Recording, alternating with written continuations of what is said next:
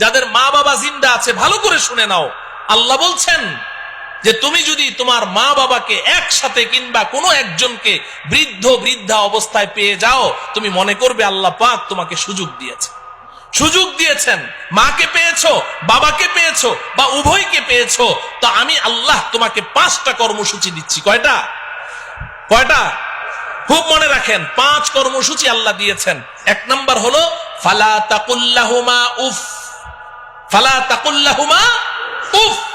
তুমি তোমার মা বাবার সামনে এমন কোনো কথা বলতে পারবে না, এমন কোনো কাজ করতে পারবে না যে তোমার কথায় কাজে কষ্ট পেয়ে তোমার মা কিংবা তোমার বাবা বলবে উফ।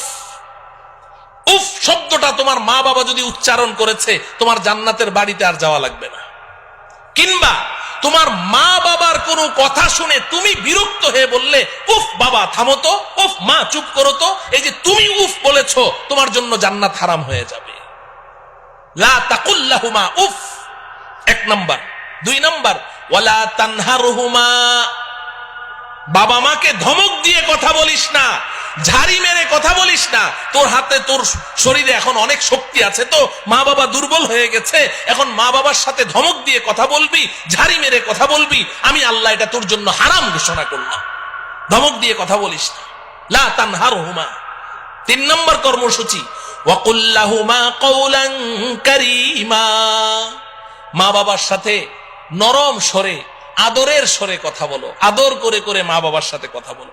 যখন মা বাবা বুড়া বুড়ি হয়ে যাবে, তো সে তোমার ছোট বাচ্চা, 3 বছর 4 বছরের বাচ্চার মতো হয়ে গেছে। তোমার 3 বছরের সন্তানটার সাথে বলো, তুমি যখন ঘর থেকে বের হও, তো বাচ্চাটাকে কোলে নিয়ে 2 গালে চুমু দিয়ে বলো, আব্বু তোমার জন্য কি আনবো, মজা আনবো, তক্কেত আনবো, বিক্কু আনবো, কি ঢং করে করে তুমি কথা বলছো। তো তোমার বাচ্চাটার সাথে এত সুন্দর করে কথা বলো, মা বাবার সাথে কথা বলতে গেলে তখন তোমার মেজাজটা কেন খারাপ হয়ে যায়? সেম মা বাবার সাথেও আদর করে করে কথা বলতে হবে। ওয়াকুল্লাহুমা কওলান কারীমা। চেহারাটা গোমরাহ করে রেখো না, গাল ফুলিয়ে রেখো না। মা বাবার সামনে গিয়ে এমন ভাবে মুড অফ করে রাখো যে তোমার মার মনে চায় একটু কমলা খাবে, কিন্তু ভয়ে তোমাকে বলতে পারে না। তুমি এমন ভাব নিয়ে চলো যে বাবা আমি একটু কমলা খাবো, মনের কথাটা বলতে সাহস পায় না। তুমি এমন ভাব নিয়ে চলো না, ধরা খেয়ে যাবে, সমস্যায় পড়ে যাবে।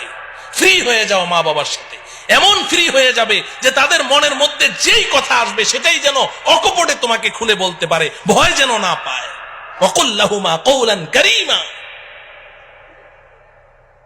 4 নম্বর কর্মসূচি আল্লাহ দিচ্ছেন ওয়াখফিদ লাহুমা জানাহাজ যুল্লি মিনার রাহমা। এই যুবক, মা বাবার সামনে তোমার বিনয়ের 2টো ডানা বিছিয়ে দাও। মা বাবার পায়ের নিচে তোমার বিনয়ের 2টো ডানা বিছিয়ে দাও, একদম নরম হয়ে যাও। 4টা কর্মসূচি আল্লাহ দিয়েছেন।